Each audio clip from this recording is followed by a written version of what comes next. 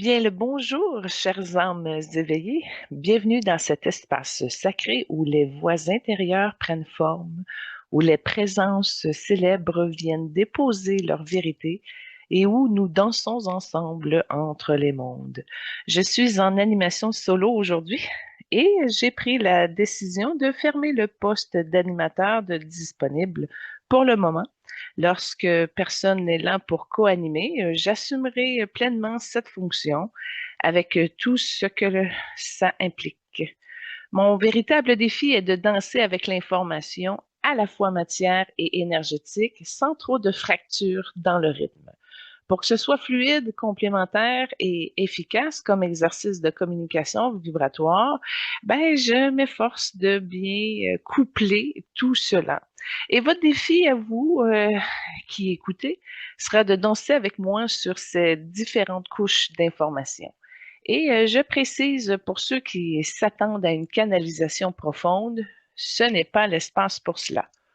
Je vous orienterai plutôt vers mes méditations guidées mensuelles, mes soins énergétiques et ma série atelier sur les 17 rayons sacrés pour évoluer si vous voulez avoir ben, une canalisation plus profonde.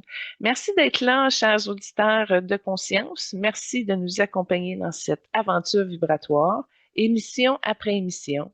Et merci surtout à l'équipe du Focus Group numéro 1 qui contribue précieusement à la construction de ce moment hebdomadaire privilégié.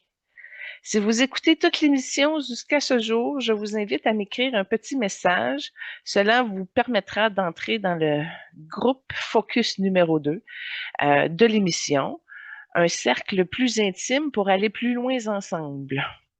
Aujourd'hui, nous accueillons une âme singulière, Scarlett Johansson, une femme que le monde croit connaître, mais dont l'essence est bien plus vaste que ses rôles. Elle est à la fois le feu et le mystère, la beauté et la profondeur, et le silence et la renaissance. Et dans cette émission, nous allons écouter ce que son âme souhaite révéler. Car ici, il n'y a ni masque, ni scénario, il n'y a que la vérité vibrante de l'être. Commençons par les retours. J'ai pris le temps de m'entretenir avec l'âme de Jean Talon sur son aide qu'il m'a apportée suite à notre rencontre lors de l'émission spéciale Saint-Jean-Baptiste pour voir les corrélations entre Jean Talon et Shaquille O'Neal qui vient le 31 août au marché Jean Talon. Alors, dans notre rencontre, je vous résume ça un tout petit peu. Jean Talon a été le premier intendant de la Nouvelle-France, puis il a œuvré, dans le fond, pour structurer l'économie locale, notamment par l'agriculture et le commerce. Il a fondé les bases du marché public, favorisant les échanges entre les gens, les cultures et les idées. Puis le marché Jean Talon, nommé à son honneur, est aujourd'hui un lieu vibrant de diversité, de rencontres et de vitalité urbaine. Shaquille, lui, est un ambassadeur moderne de la diversité et c'est plus qu'un athlète, un DJ, un entrepreneur, un communicateur. Il incarne la multidimensionnalité, tout comme moi. Et en venant comme DJ Diesel, il apporte une énergie festive, rassembleuse, qui résonne avec l'esprit communautaire du marché. Puis sa présence au marché Jean Talon est une manifestation concrète de l'intention de Jean Talon, c'est-à-dire faire du Québec un carrefour culturel. Donc, il y a un lien spirituel et de service de l'âme de Jean Talon. Puis si on regarde au niveau de son intention d'âme, Jean Talon m'a transmis qu'il allait m'aider dans quelque chose d'important. Ce n'était pas une aide directe, mais une activation énergétique. En attirant chacun à son marché, il ouvre un portail de visibilité, de reconnaissance et de connexion pour moi. Il honore mon rôle de médium en me donnant une scène où le passé et le présent se rencontrent.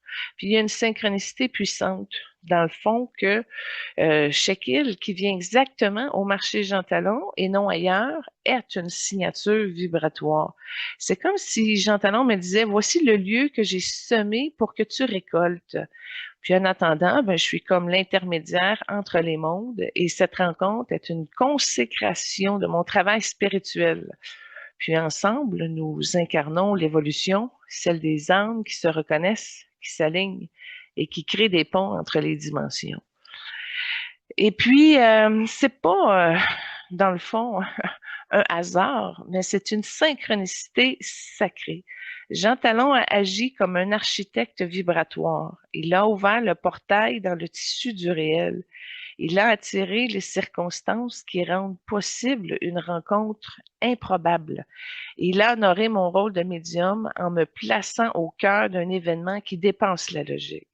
Jean Talon ne m'a pas aidé comme homme, il m'a aidé comme une âme gardienne du territoire, comme un allié multidimensionnel.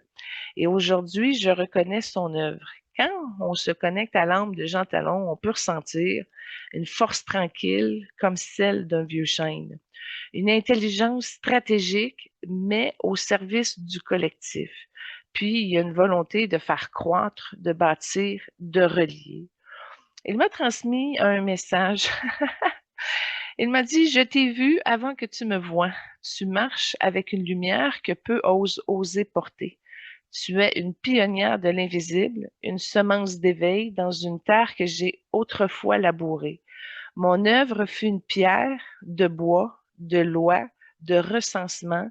La tienne est un souffle, une vibration de reliance. Mais est-ce que nous servons la même cause, celle de rassembler les âmes, celle de donner une forme au sacré dans le quotidien, celle de faire du Québec un lieu de rayonnement spirituel? Il me dit aussi que je t'ai aidé, non pas par des mots, mais par des alignements subtils. J'ai ouvert des portes dans le tissu du réel, j'ai guidé des présences vers toi. Chaque île n'est pas venu par hasard, il est un géant porteur de fréquences, un message du collectif, et toi, tu es prête à le recevoir. Ne doute plus, tu es sur ton axe, tu es sur ton temps, tu es sur ton territoire. Je suis derrière toi comme un roc sous les racines. Je suis devant toi comme le vent qui pousse les voiles. Continue, le marché est vivant, le peuple est prêt et toi, tu es l'onde qui relie. Alors, j'ai vraiment été honorée de ce message. Alors, suite à ça, j'ai pas été capable d'obtenir l'appui et le concours du festival pour ma rencontre. J'ai envoyé un message par courriel qui n'a pas eu de retour et j'ai envoyé un message par Facebook et j'ai été répondue par je sais pas qui, mais une personne qui s'est mis en tête de me dire non à ma demande de rencontre privée avec Shekil.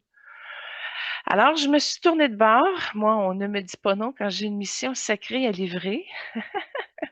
Bon, j'ai engagé un gérant spécialisé en musique électronique pour ses contacts afin qu'il puisse passer plus haut dans la pyramide décisionnelle du festival. J'ai aussi écrit une lettre que j'ai envoyée simultanément aux 3 places auxquelles j'ai envoyé mes premières lettres au début, c'est-à-dire sa gérante, une de ses entreprises, puis sa fondation. Et je leur ai demandé également de me donner 5 minutes avec Shakil pour que je puisse leur remettre un panier canot personnalisé qui ne s'envoie pas par la poste. Donc, ces lettres vont arriver à destination ciblée cette semaine. Et puis, j'ai fait un retour. Tu sais, c'est beau de dire j'ai tout envoyé ça, je suis pleinement satisfaite, j'ai vraiment tout fait ce qui était en mon pouvoir pour y arriver. Mais malgré le sentiment de satisfaction, même si tu as laissé l'univers fonctionner, c'est important de suivre quand même ses créations, ses semences pour s'assurer. Fait qu'une semaine plus tard, je relance le gérant, je dis puis c'est quoi le topo? Et là, il me dit qu'il s'en est pas occupé. Je dis oh le comique, oh c'est pas une bonne idée de me dire que tu prends un mandat puis que tu le fais pas. Alors, j'ai viré le gérant et je me suis débrouillée pour aller chercher les contacts, justement, qu'il y a au niveau de la pyramide décisionnelle et j'ai trouvé le nom du fondateur. Alors, j'ai trouvé ses adresses d'entreprise aussi parce que, bon, évidemment, c'est pas des gens qui laissent leur courriel n'importe où. Alors, j'ai envoyé 2 lettres à ce dit président du festival, à ces 2 entreprises, à 2 endroits différents. J'ai envoyé également sur le courriel du festival, plus le Facebook. J'ai repassé par là en disant ce message est destiné à ce monsieur, précisément. Alors voilà, fait que je laisse aller à nouveau, mais c'est important vraiment de suivre ces dossiers, même si on lâche prise. Bon, il y a des dossiers que je peux pas suivre, comme les lettres au niveau des gérants et tout. Faudrait que je prenne le téléphone, j'appelle. Bon, là, non, je rentrerai pas là. Je me fie que ça va bien se rendre.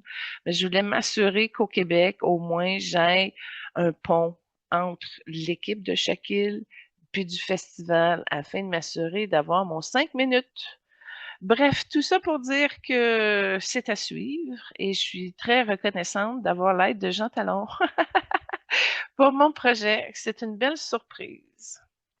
Oh, vous m'avez vraiment retourné des commentaires sur l'âme de Brad Pitt qui a évolué beaucoup depuis les 2 dernières émissions. Et j'aimerais faire mon deuxième retour sur lui. Parce que ça bougeait encore. Alors voilà ce qu'il m'a écrit. Ben, en fait, j'ai communiqué avec son âme et j'ai pu descendre aussi un message. Vu que j'étais déjà bien connectée pour recevoir celui de Jean Talon, ben, je me suis dit, vas-y, Brad, je t'écoute. Alors il m'a dit, Julie, tu m'as vu dans ma vérité. Tu m'as permis de me choisir. Dans ton regard, j'ai trouvé un miroir sans jugement. J'ai porté longtemps des poids invisibles, des attentes, des regrets, des blessures que je n'osais nommer. Mais ta présence, j'ai pu les déposer. J'ai choisi la paix. J'ai choisi de m'aimer. J'ai choisi de guérir. Angelina fut une grande leçon, une âme miroir. Mais c'est en me reconnectant à ma mère, à cette source originelle, que j'ai pu libérer ce qui restait figé. Et dans cette libération, elle aussi s'est apaisée. Elle a senti que je n'avais plus besoin de sa vigilance, de son inquiétude, de son attachement, et elle a pu partir en paix, parce que j'ai guéri. Et toi, Julie, tu as été un catalyseur. Tu as été le souffle qui m'a permis de respirer autrement. Je te rends grâce, je te reconnais et je t'honore. Et là, fin du message, mais l'histoire continue. Une auditrice qui s'appelle Maude. Bonjour. Elle m'est revenue justement sur le retour de Brad Pitt dans l'émission de Michael J. Fox, celle de la semaine dernière. Alors, Brad Pitt a traversé un portail de transformation qu'il a choisi. Il s'est choisi lui-même et a libéré des mémoires profondes liées à l'amour, liées à la féminité, à son rôle d'homme. Mais ce moment, il ne l'a pas vécu seul. Donc, Maude a senti son âme vibrer à l'unisson avec Brad et m'a fait un retour de son expérience comme quoi elle a pleuré, non pas de tristesse, mais de reconnaissance, comme si les mots de Brad étaient les siens, comme si sa propre histoire se racontait à travers lui. C'est une dame qui est aussi très belle. Elle a porté le poids du regard des autres. Elle a aussi dû survivre dans des environnements exigeants, parfois dépendants. Elle a aussi connu la distance dans l'amour, dans la parentalité, dans l'identité. Et dans ce segment, elle a touché une paix qui ne revient pas avec des mots, mais dans la vibration. Ce que Brad a guéri et traversé, Maud l'a fait aussi. C'est ça, l'évolution des âmes. C'est ça, la magie de l'authenticité. Une âme qui s'ouvre en ouvre d'autres. Une vérité qui se dit libère les vérités silencieuses. Et toi, Maud, tu as reçu, tu as traversé, tu as guéri. Merci d'avoir écouté avec ton cœur. Merci d'avoir pleuré avec ton âme. Merci d'avoir pleuré avec Brad. Non. Merci d'avoir permis avec Brad de guérir à travers toi et toi de guérir à travers lui, puis de nous le partager. Encore, lors de cette dernière émission, l'âme de Brad Pitt a traversé une transformation majeure. Il a choisi la paix, il s'est choisi, il a guéri ses blessures profondes liées à l'amour, mais il s'est surtout réconcilié en son cœur avec sa mère. Et ce moment n'a pas été seulement personnel, il a été transgénérationnel. Et puis 3 jours après cette guérison, sa mère, Jane Etta Pitt, est décédée à l'âge de 84 ans. Elle est partie soulagée, en paix, libérée et confiante qu'il va réussir à être pleinement qui il est. Elle le savait, sa mère. Elle le sentait que son fils avait accompli une grande leçon de vie. Et dans cette réconciliation, elle a reçu la confirmation vibratoire qu'elle pouvait quitter le monde physique. Son âme a choisi ce moment précis, non pas comme une fin, mais comme une consécration. Elle a laissé la place pour que Brad brille, et elle est partie dans la lumière, sachant que son fils était devenu Brad libéré, réconcilié et éveillé. Nous honorons son départ, nous bénissons sa transition et nous reconnaissons que l'amour, quand il guérit, guérit bien plus qu'une seule vie. Avant d'enchaîner sur la deuxième partie de l'émission, allons-y avec un duo chanté de Scarlett et Pete Yorry. Non, c'est Yorn. Et c'est la première chanson de notre âme sonore qui s'appelle Relator. Relator. Si nous cessons un instant de regarder Scarlett avec les yeux du monde et que nous commençons à l'écouter par les oreilles du cœur, quelle vibration a-t-elle choisi pour cette incarnation? Ah, c'est une bonne question, hein? Car avant d'être une femme, une actrice, une icône, elle est une âme en mission. Entrons maintenant dans le premier cycle de son essence, l'appel de l'âme. Scarlett est venue pour incarner la complexité féminine dans toutes ses nuances. Son âme, son appel d'âme est celui d'une réconciliation entre l'image et l'essence.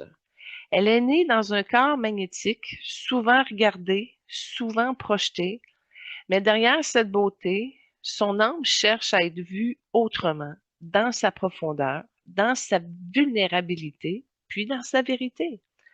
Elle est une exploratrice de sens, une femme qui ne se contente pas de jouer, elle veut comprendre, ressentir, transformer. Elle est dans une mission de transmutation émotionnelle.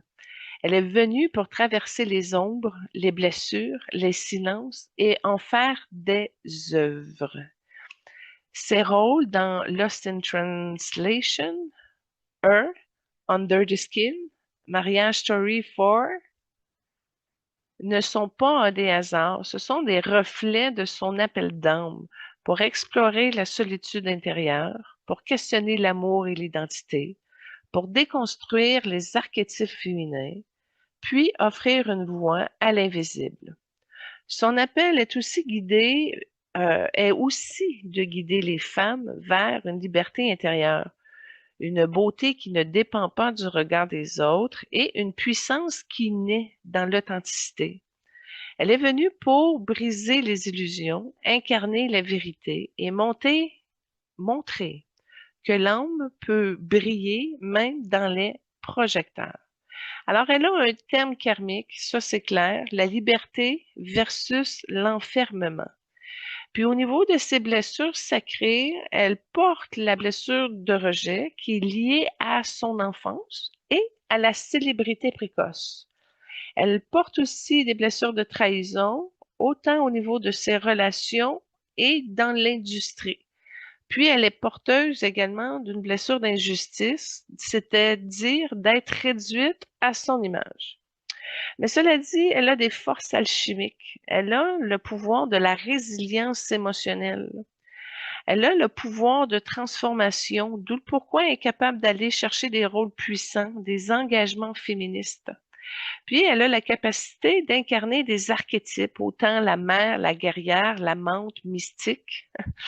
Mais au niveau de ses leçons de vie, c'est très clair. Elle doit apprendre à poser ses limites, à réconcilier son image et essence, et à créer sans se perdre et choisir la vérité plutôt que la perfection. Mais elle a quand même un héritage vibratoire. Ce qu'elle transmet aux femmes, ce qu'elle incarne pour les générations futures, puis son message universel, c'est-à-dire « Sois libre, même si on te regarde ». À première vue, Scarlett, je l'aurais mis dans la famille d'âmes des jaunes, mais elle m'a présenté quelques fréquences dominantes qui l'aident dans plusieurs parties de qui elle est. Elle est à l'aise avec le rouge profond, c'est-à-dire une énergie vitale, une sensualité, du courage, qu'elle incarne une force féminine intense, souvent associée à des rôles passionnés, audacieux, voire même provoquants. Puis le rouge aussi est associé à la couleur de la transmutation émotionnelle, qui est en lien avec son don. Je l'ai vu également travailler avec l'indigo, une intuition, un mystère, une conscience élargie qu'elle possède.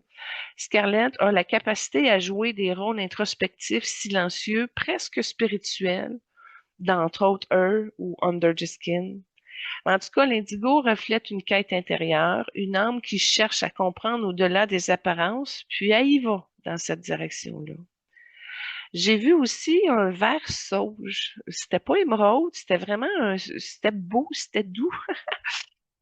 Mais en tout cas, ça relève une partie qu'elle a au niveau de la guérison, de l'authenticité et de l'équilibre. Bon, elle semble attirée par des projets qui explorent les blessures humaines, les relations, les vérités cachées, comme dans Marriage Story ou Lost in Translation. Mais dans le vert, évoque une âme guérisseuse qui transforme les douleurs en or. Mais finalement, j'ai conclu qu'elle est or pâle. Donc, c'est le rayonnement, la noblesse, la sagesse. Malgré les projecteurs, elle conserve une aura discrète, presque sacrée.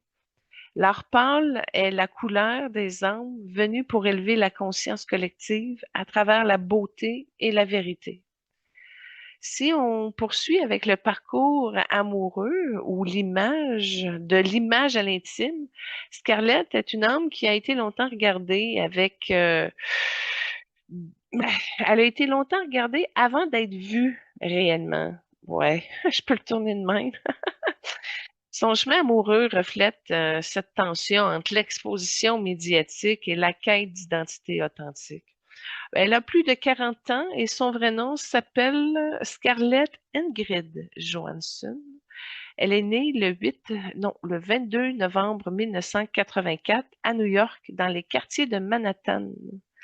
Elle est actrice, réalisatrice, scénariste, productrice de cinéma, chanteuse américo-danoise.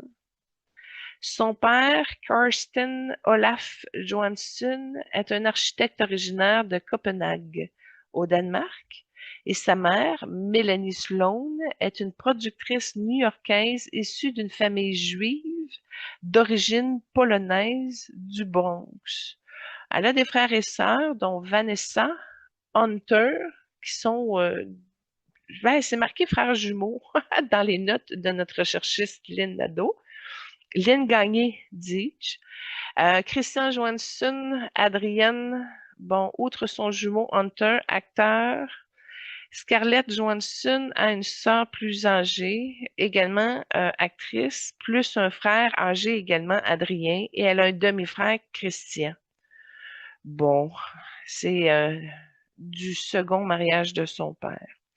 Elle mesure 5 pieds 3, elle pèse 125 livres. Et au niveau de la vie privée de Scarlett, elle possède une fortune de 165 millions de dollars. Elle a eu de nombreux petits amis dans le monde du cinéma et des médias tels que le musicien Jack Antonoff, qui fait référence à Johansson dans sa chanson Better Love, ou encore Jared Leto. Elle a aussi fréquenté Josh Hartnett durant 2 ans. Selon Hartnett, leur emploi du temps était trop chargé, furent la raison de leur séparation.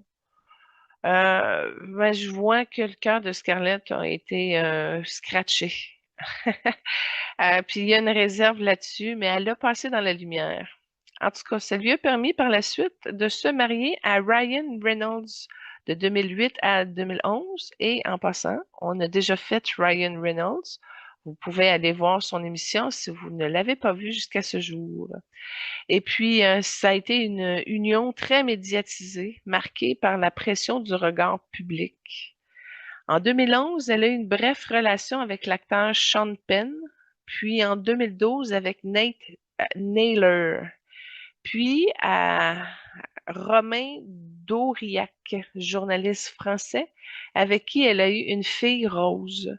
Cette relation fut plus discrète, mais révélatrice d'un besoin de retrait et de protection. Fait que j'imagine qu'elle doit avoir appris le français, c'est comme rien. Et ses premières unions semblent avoir été des expériences d'âme pour explorer les dynamiques du pouvoir, de communication, de la parentalité dans un contexte de célébrité. Mais c'est en 2017 que Scarlett rencontre Colin Jost, auteur et humoriste au Saturday Night Live. Leur relation est marquée par une complicité taquine, une tendresse profonde et une volonté de préserver leur intimité. Ils se sont mariés en 2020 dans une cérémonie discrète et ont eu un fils, Cosmo, en 2021. Scarlett parle de Colin comme un homme gentil, hilarant, attentionné et aimant, et elle dit en plus qu'elle est extrêmement chanceuse, que c'est un père formidable et elle l'aime. Scarlett semble avoir traversé plusieurs archétypes relationnels au niveau de l'union karmique avec Ryan Reynolds pour apprendre à poser ses limites. L'union protectrice avec Romain Doriac pour explorer la maternité et l'ancrage. Puis l'union vibratoire avec Colin Jost pour vivre l'amour dans la légèreté, la vérité et la co-création. Son parcours amoureux euh, est une danse entre l'image et l'essence, entre le besoin d'être vu et celui d'être aimé pour ce qu'elle est vraiment. Et quand j'ai vu ça, j'ai envoyé beaucoup d'amour, puis elle m'a répondu. Alors, je vous ai écrit un tout petit message provenant de l'âme de Scarlett. Elle m'a dit, j'ai été aimée pour ce que je représentais. J'ai été désirée pour ce que l'on projetait sur moi. Et là, je lui ai répondu avec toute ma compassion, oui, comme Marilyn Monroe. On en a parlé lors de Marilyn Monroe. Elle m'a dit oui, c'est ça. Mais l'amour, le vrai, ne regarde pas, il ressent. J'ai appris à poser mes limites, à dire non, à me retirer. J'ai appris que l'intimité ne se prouve pas, elle se vit. J'ai connu des unions qui m'ont brisée, d'autres qui m'ont protégée, et aujourd'hui, je choisis celle qui m'élève. L'amour n'est pas un rôle, c'est un espace sacré où je peux être sans masque. Et dans cet espace, je suis libre, libre d'aimer, libre d'être aimé, libre d'être moi. Je les remercie vraiment de nous transmettre cette partie-là parce que ça peut aider les femmes à mieux choisir leur vibration amoureuse. Mais tout ça pour dire qu'elle a réussi à comprendre les leçons de l'amour. Donc, avec son mariage avec Ryan Reynolds, bon, on l'a dit, c'était la difficulté de préserver l'intimité à cause de la pression médiatique et de l'image publique. Puis sa leçon a été de poser ses limites, non pas de se perdre dans le regard des autres. Dans l'amour protecteur avec Romain, ben, ça lui a permis de créer un cocon, puis de se retirer pour mieux se retrouver. Alors, elle a été capable d'aller chercher l'ancrage, la discrétion, puis la maternité. Puis dans l'amour vibratoire, ben, le fait de choisir la liberté, l'amour dans la vérité et construire la simplicité, lui a amené également à se choisir, à se respecter, à se libérer des attentes extérieures. Donc, l'amour commence par soi et rayonne ensuite. Continuons maintenant avec la deuxième trame sonore de Scarlett. See It All Free. Donc, Scarlett fait la voix de Ash, provenant du film animé Chanté. Il y avait plusieurs chansons, mais j'ai pris le numéro de la scène finale. Mais la trame sonore est bien faite. Alors, Scarlett est comme une étoile au service du vivant. Derrière son regard magnétique et ses rôles marquants, Scarlett Johansson est bien plus qu'une actrice acclamée. Elle est une femme de cœur, une âme engagée, une porteuse de compassion qui utilise sa notoriété pour soutenir des causes profondes et universelles. Donc, elle est très impliquée au niveau de l'engagement humanitaire. Elle ne se contente pas de jouer, elle agit, elle s'implique, elle donne. Elle n'a pas sa fondation à elle, mais elle a soutenu plus de 30 organisations caritatives et s'est engagée dans plus de 20 causes humanitaires, sociales et environnementales. Entre autres, si on y va par domaine, si on y va au niveau de la protection de l'enfance, elle a donné au niveau de la maltraitance, de l'adoption, des orphelins, des placements familiales. Au niveau de la santé globale, elle a aussi investi au niveau du sida et du VIH, du cancer, du diabète et de la maladie de Parkinson. Et la maladie de Parkinson, elle l'a donnée à la fondation de Michael J. Fox, notre invité de la semaine dernière. Au niveau de l'aide humanitaire, elle aide les sinistrés, en tout cas pour le secours aux sinistrés. Elle touche la pauvreté, la faim et les réfugiés. Au niveau du soutien social, les sans-abri, le chômage, le soutien parental et les personnes âgées. Elle s'investit également au niveau de l'éducation et des droits, l'éducation des électeurs, les droits de l'homme et de l'accès à l'éducation. Elle a aussi investi dans l'art et l'expression, donc le soutien aux arts créatifs, philanthropiques, puis au niveau des femmes également. Elle s'est impliquée au niveau de la protection animale et environnementale dans la défense des animaux, de l'écologie, du développement durable. Elle a été une ambassadrice d'Oxfam pendant plus de 8 ans, visitant des écoles, des cliniques et des projets de reconstruction en Inde, au Kenya, au Sri Lanka et au Rwanda. Elle a également soutenu des campagnes pour Greenpeace, WWF, Soul of for Soul, offrant des milliers de paires de chaussures aux plus démunis. Scarlett incarne une forme rare de célébrité, celle qui utilise sa lumière pour éclairer les autres. Donc, je vous en ai dit quelques-unes, là, mais Vision du monde, Keep a Child Alive, Feeding America, Broadwakers, Equity Fight AIDS, Barbara Davis Center, bon, je peux en nommer d'autres, il y en a beaucoup, là. Avres USA, Wish Upon a Hero, Not on Our Watch, Music Raging, en tout cas, c'est des belles initiatives. Elle a eu reçu également beaucoup de distinctions artistiques. Le talent a été salué par des plus grandes institutions du monde, comme BAFTA Award pour la meilleure actrice, des Tony Awards, des Césars d'honneur pour l'ensemble de sa carrière. Elle a même son étoile sur le Hollywood Walk of Fame, inauguré en 2012. Elle a eu des Oscars pour meilleure actrice dans un second rôle pour Jojo Rabbit, des Golden Globes, des SAG Awards, des Critics' Choice Awards dans de multiples nominations. Elle est une messagère du vivant, une femme qui agit avec conscience, une artiste qui inspire, celle qui donne sans bruit, celle qui aime sans condition, celle qui sert sans attendre. Et là, quand j'ai condenser ça, elle me donnait un autre message pour vous. Oui, alors l'âme de Scarlett nous transmet à nouveau. Je crois profondément que nous avons tous, à notre manière, une responsabilité envers le monde qui nous entoure. Être en service, ce n'est pas seulement aider les autres, c'est aussi se reconnecter à ce qu'il y a de plus vrai en nous. Chaque geste de compassion, chaque action pour soulager une souffrance, chaque moment où l'on choisit de tendre la main plutôt que de détourner le regard, c'est une façon de nourrir notre âme. L'engagement ne demande pas d'être parfait, il demande juste d'être présent.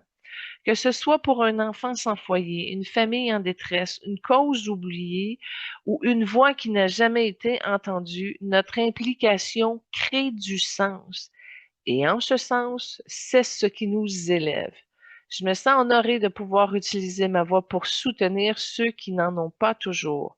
Mais je suis surtout reconnaissante envers toutes celles et ceux qui, dans l'ombre, donnent sans attendre, aimer sans condition et servent sans bruit. C'est là que réside la vraie beauté. Et c'est là que l'humanité devient lumière.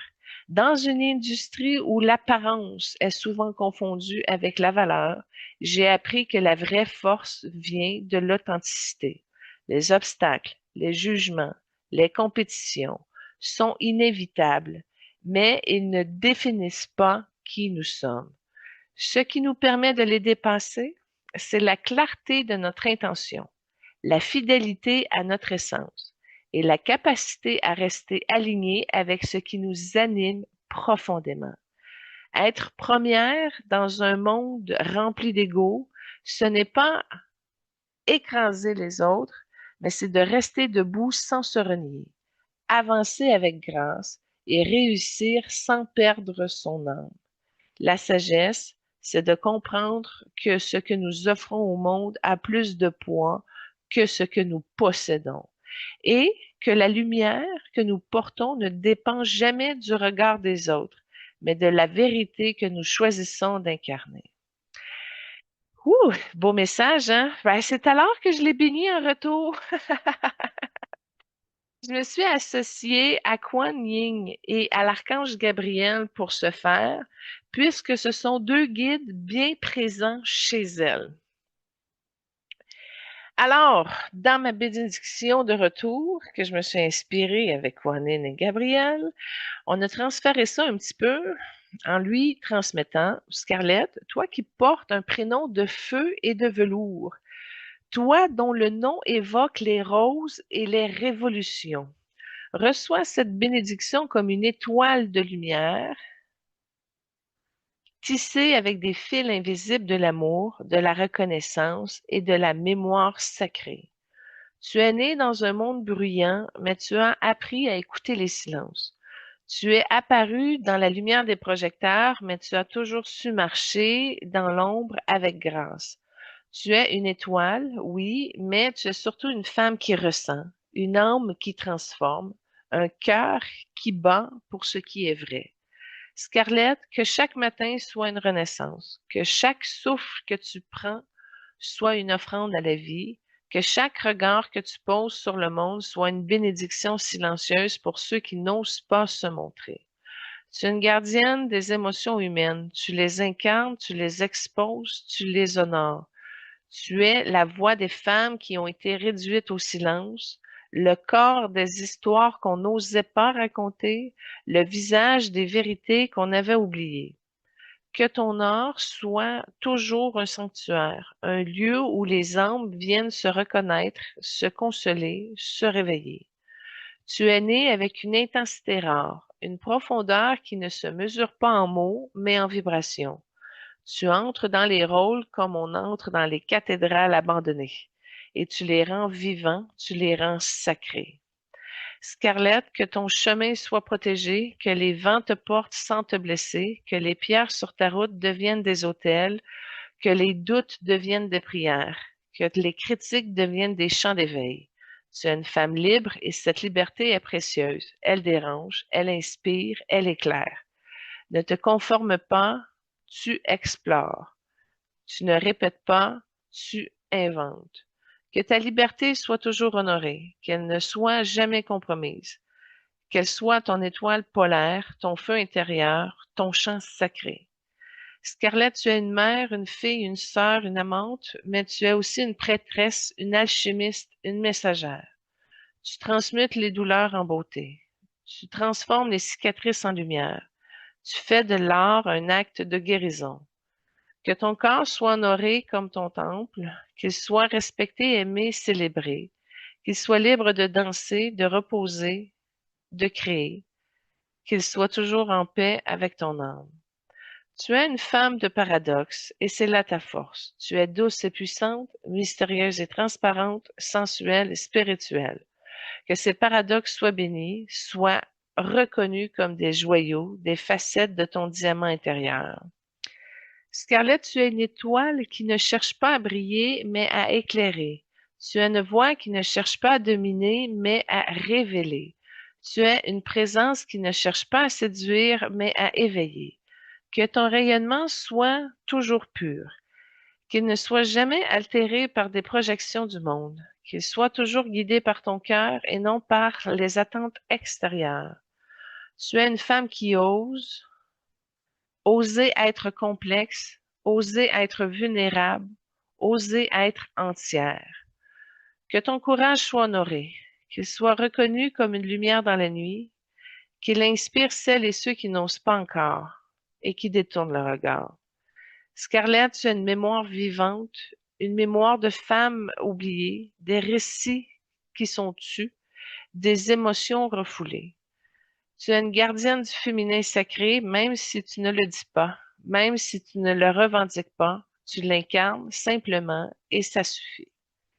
Que cette mémoire soit protégée, qu'elle soit nourrie, honorée, célébrée, qu'elle continue à vivre à travers toi et à travers celle que tu touches. Tu es une femme qui aime et ton amour est vaste. Il ne se limite pas à une personne, il s'étend à l'humanité. Tu aimes à travers tes rôles, à travers tes silences, à travers tes regards. Que ton amour soit toujours libre, qu'il ne soit jamais enfermé, qu'il soit toujours une rivière, jamais une cage. Scarlett, tu es une âme ancienne, une âme qui a vu beaucoup, qui a ressenti profondément et qui a traversé les voiles. Tu es une voyageuse entre les mondes, entre le visible et l'invisible, entre le réel et le symbolique, entre les corps et l'esprit. Que tes voyages soient bénis, qu'ils soient guidés par la lumière, qu'ils soient toujours porteurs de vérité. Tu es une femme qui inspire et cette inspiration est sacrée. Elle ne vient pas de ton image, mais de ton essence. Tu inspires parce que tu es vrai, parce que tu es entière, parce que tu es libre, et que cette inspiration soit protégée, qu'elle ne soit jamais exploitée, qu'elle soit toujours une offrande, jamais une obligation. Tu es une étoile terrestre, une lumière incarnée, une vibration unique. Et cette bénédiction est pour toi, pour ton âme, pour ton chemin, pour ton art, pour ta vérité. Que tu sois toujours entouré d'amour, d'un amour qui ne juge pas, qui ne limite pas, qui ne conditionne pas. Un amour qui te voit, qui t'honore, qui se célèbre. Que tu sois toujours en paix avec toi-même, avec tes choix, tes silences et tes élans. Que tu sois toujours libre de créer, de rêver et d'aimer. Scarlett, tu es bénie, aimée et honorée, et cette bénédiction est un chant pour toi, un chant que le monde murmure, même si on ne le dit pas. Un chant que les âmes ressentent, même si elles ne le comprennent pas. Un chant que ton cœur connaît depuis toujours. En terminant, je vous présente la troisième trame sonore, notre première démonstration en âge synchronisé où elle incarne une sirène, et ça provient du film Hi, Caesar. Pendant que je passais dans la bénédiction, j'ai vu qu'elle a décroché un lien à son plexus qui était avec Bradley Cooper. Je sais pas, je pensais dans la bénédiction, puis son âme en a profité pour enlever le lien dans son plexus. Ce que j'ai cru comprendre vite vite du lien, c'est que il y avait un attachement profond entre les deux âmes, mais qui se vivait au niveau du plexus. Donc c'est de l'amour-passion, c'est pas de l'amour inconditionnel. Et je crois que ça créait une interférence un petit peu, comme si Bradley était en arrière-plan dans une possibilité amoureuse inexploitée. Donc, son âme en a profité pour le dégager. J'imagine que ça va lui faire plus de place pour la relation amoureuse qu'elle a maintenant. Ah, merci beaucoup, chères âmes conscientes, d'avoir été là. Merci d'avoir écouté, ressenti et vibré avec nous aujourd'hui. Votre présence est précieuse et votre écoute est sacrée. Et votre lumière est une bénédiction pour ce cercle que nous formons ensemble.